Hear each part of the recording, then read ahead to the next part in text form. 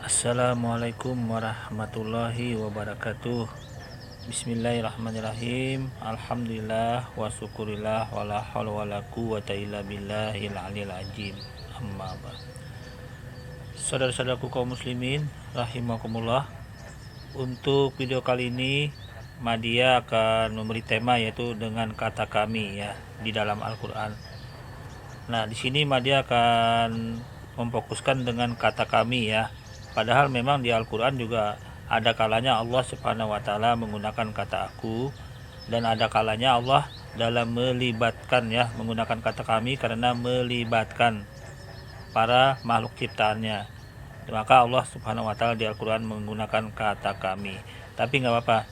Di sini Madia akan menampilkan diskusi live ya yang di room HMC ini. Madia akan tampilkan dari kawan-kawan ya, dari saudara-saudara kita muslim juga akan menjawab tentang kata kami.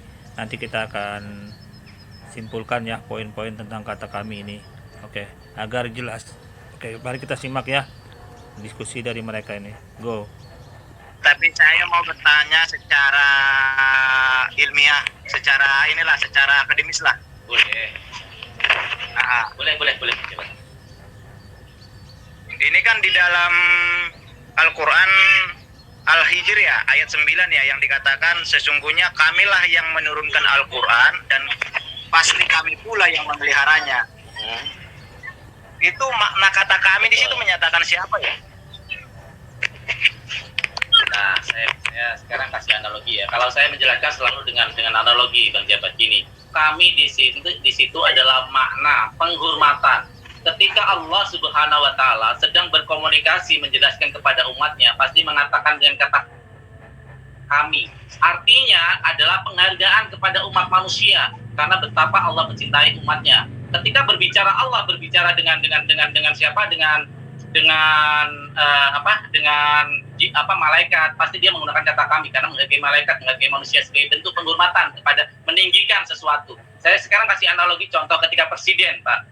Ya, presiden mengatakan kami akan melakukan pembangunan ke daerah yang tertinggal karena kecintaan kami kepada rakyat di daerah tersebut. Apakah di Indonesia presidennya ada lebih dari satu, Pak?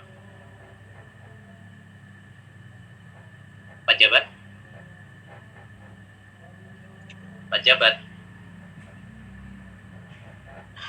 Hilang. Pak Jabat? Oh, hilang ya. Sinyalnya itu. Jadi kata kami itu adalah penghormatan, Pak. Kata kami adalah bentuk penghormatan kepada Allah, kepada makhluknya. Dia menghormati. Seperti yang saya kasih analogi yang tadi.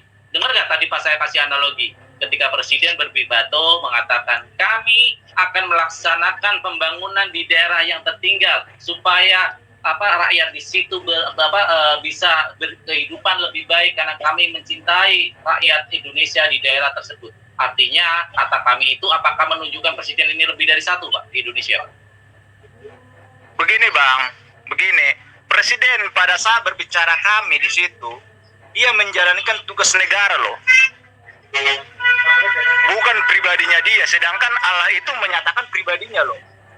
Ini Bang Farhan boleh nambahin? Allah juga sama, Pak. Allah punya malaikat. Oh, silakan. Bang, ya maaf ya, ini Bang Sejabat. Gini, di dalam Al-Quran setiap Allah mengatakan kami itu menghormati proses itu melibatkan dari makhluknya. Contoh kata Abang tentang Al-Quran, kami yang menurunkan Al-Quran dan kami juga menjaganya. Jadi Allah itu mengikut sertakan, itu pendapat ulama ya, mengikut sertakan makhluknya dalam proses itu. Contohnya gini, waktu Allah menurunkan Al-Quran, dia kan melalui perantaraan Jibril. Jibril itu makhluknya Allah. Setelah itu turunnya kepada Rasulullah, itu 3 ulum pertama yang proses penurunan Al-Quran. Setelah itu proses menjaga, dan kami juga menjaganya. Allah itu mengilhamkan kepada para umat Rasulullah, para umat Nabi Muhammad untuk menghafalkan dan menjaga teks itu supaya nggak hilang. Jadi kata kami seperti Allah mengatakan dalam Al-Quran yang lain, mengatakan apakah kami yang menurunkan Al-Quran ataukah kalian yang menurunkan Al-Quran. Jadi kata kami itu Allah mengikut sertakan hambanya, makhluknya itu dalam proses itu gitu. Jadi memang betul kata Bung Farhan itu bahwa itu Allah itu menghormati hambanya, makhluknya sebagai suatu penghormatan, mengikutsertakan dalam proses itu. Jadi setiap kata kami dalam Al-Quran itu adalah proses yang mengikutsertakan makhluknya, hambanya dalam proses itu, gitu Bang. Baik, Berarti itu kata kami itu menyatakan Allah dengan malaikat dan nabinya gitu.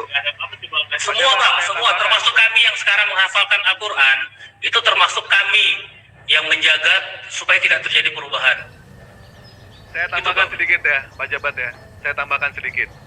Ketika Allah berkata, kami telah menurunkan Al-Quran kepadamu wahai Muhammad, itu artinya bukan Allah yang menurunkan langsung, tetapi Allah melibatkan oknum langsung.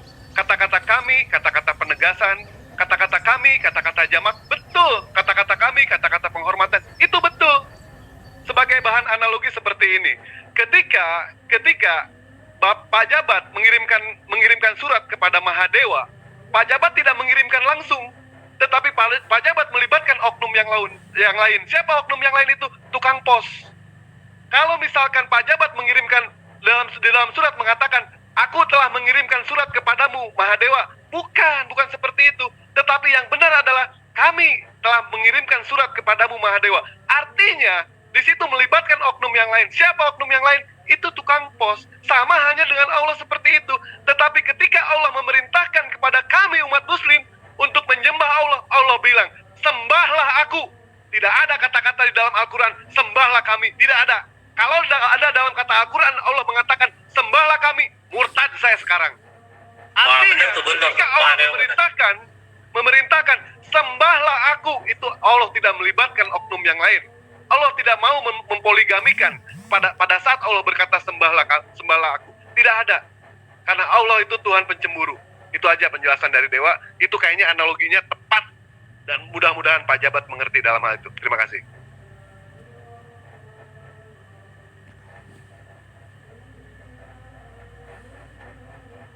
Oke, kita Ini kode.